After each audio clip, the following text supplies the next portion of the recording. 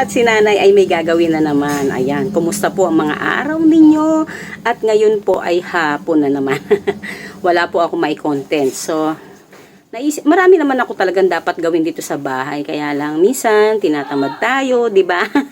Aminin nyo yan, tinatamad tayo. Ang dami ko po talagang gustong gawin. Kaya lang, syempre, dahil sa dami po ng gawain dito sa bahay, intindihin, kaya parang napapahinto po tayo. So, naubusan na po ako na may content. So, eto po, may naisip ako. Kasi meron po ako dito lalagyanan ng sapatos na sira na po yung mga cover po niya. Yung sa harapan po, no? Ayan, papakita ko po sa inyo. Ayan po ang aking lalagyanan ng sapatos. Ayan, sira-sira na po siya. Punit-punit na po siya. So, naisip ko, kaysa naman sa order ako sa online, kasi po ito, nabibili po sa online yung mga ganito, takip. So, meron naman po ako mga tira-tira dito na yung sa side. Ayan. Nung inassemble po namin yan, dapat po ito kasi malaki po ito. Dapat tatlo pong ano po ito. Tatlong layer, tatlong ganyan po dapat, no? So, may mga tira po akong ganito. Ayan. So, ito po yung sinasabi ko. Ayan. Naka-plastic pa yan. Ayan. Ito po yung mga sobra dun sa install po namin. Ayan po. Mapapansin niyo ay square po ito. Ayan. Hindi po siya kagaya nito na, ayan, diretsuhan lamang po yung putol niyan. Ayan. Tanggalin natin.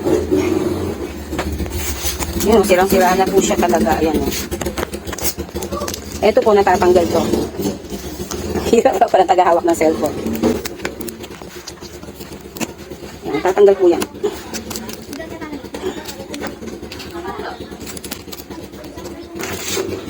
Ayun. Lumundag. Ayan, ayan po, natanggal na. So, ayan po ang ibig ko sabihin ito. Ayan. Hindi po siya kagaya nito na diretsuhan. So, ito po ang ibig ko sabihin. Kailangan nating putulin yung dulo, yung pinakadulo. Ayan. Ito pong ganito, oh. Puputulin natin yan para maisuot natin dito. Ayan. Meron po suotan yan, eh. Ito, oh, yan, oh.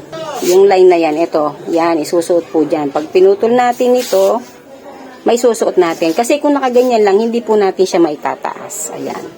So, kailangan po nating putulin at para maipasok natin dito, then, iikot po siya pataas. So, ayan po, abangan po ninyo yan. Yan po ang gagawin ni nanay bukas kasi gabi na po. So, ayan po ang gagawin ko. Tingnan nyo po kung paano ko po siya magmapapaganda. Ayan, salamat po sa panonood.